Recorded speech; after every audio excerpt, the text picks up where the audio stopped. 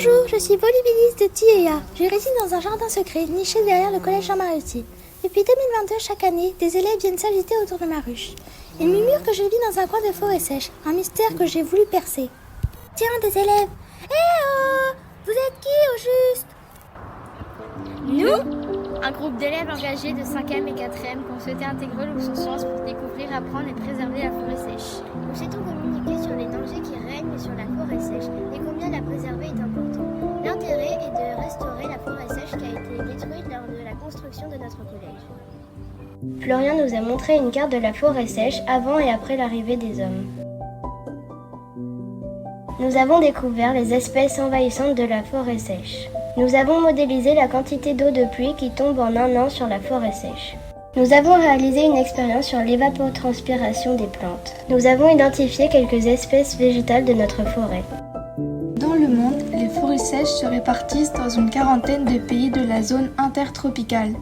Elles occupent une superficie globale de 238 millions d'hectares. En Nouvelle-Calédonie, la forêt sèche ne se trouve que le long de la côte ouest de la Grande Terre, de Baaba au nord jusqu'à Boulari au sud. Les îles Loyauté en sont dépourvues. Elle est fragmentée en de nombreux morceaux, plus d'une centaine, et occupe une surface globale d'environ 120 km². Cela ne représente que 2% de sa superficie initiale. Lors de notre sortie au parc forestier, nous avons appris que de nombreux dangers menacent la forêt Les feux sèche. qui sont fréquents en saison sèche impactent très négativement la forêt sèche. Les espèces endémiques sont détruites. La composition du sol est altérée et le site en enclin à se faire envahir par des espèces plus résistantes. Les cerfs, introduits pour la chasse, boutent et piétinent les jeunes pousses et empêchent ainsi les espèces de se renouveler.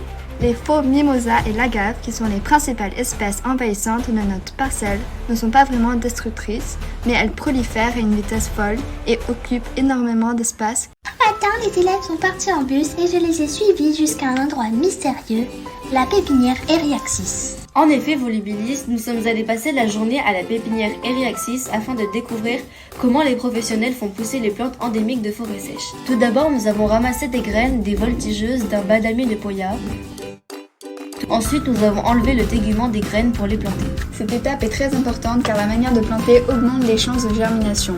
Puis nous avons rempoté les plantes pour qu'elles continuent de s'épanouir dans un plus grand pot. Ensuite, nous avons désherbé les pots pour que les mauvaises herbes ne les envahissent pas. Pour finir, nous avons planté des arbres de plus grande taille dans la terre. Une fois formés, nous étions prêts à planter. Cette année, nous avons planté 90 plantes d'espèces endémiques sur notre parcelle de forêt sèche grâce à l'association WWF. Prenez la pelle et creusez un trou. Mettre l'hydro-rétenteur, installez la plante, rebouchez le trou et faites en sorte que l'hydro-rétenteur ne soit plus visible. Voilà, vous avez tout ce qu'il faut pour bien réussir votre plantation. Avec l'aide de l'association Symbiose, nous avons fait le suivi de nos plants. Nous commençons par déterminer la hauteur de la plante grâce à un mètre. Ensuite, nous devons savoir son diamètre à l'aide du pied à coulisse. Il faut aussi regarder s'il y a des feuilles ou des fruits. Si oui, leur état et l'observation générale. Nous avons aussi placé des étiquettes sur les nouvelles plantes sur lesquelles étaient inscrites les initiales du nom de la plante. Bien sûr, tout ça a été inscrit dans un tableau sur Excel. Nous allons vous présenter quelques espèces endémiques végétales que l'on a plantées dans différents endroits de notre collège. La première plante est la fontaine piment qui est connue pour ses fleurs spectaculaires. La seconde est le tiaré des forêts sèches. Elle est connue pour son agréable parfum et pour ses bourgeons cireux qui peuvent être mâchés comme des chewing-gums naturels. Et la troisième est le chêne gris qui est un des beaux arbres de forêt sèche. En plus, je suis trop contente car les espèces sont mellifères. On peut aussi rencontrer le Hippolypnas bolina nerina qui est un grand papillon. Nous avons créé et enregistré notre projet sur le site de Sciences Participatives e-Naturalistes. Cela nous a permis de répertorier toutes nos observations d'espèces et nos plantations, mais aussi d'avoir accès aux données d'autres observateurs.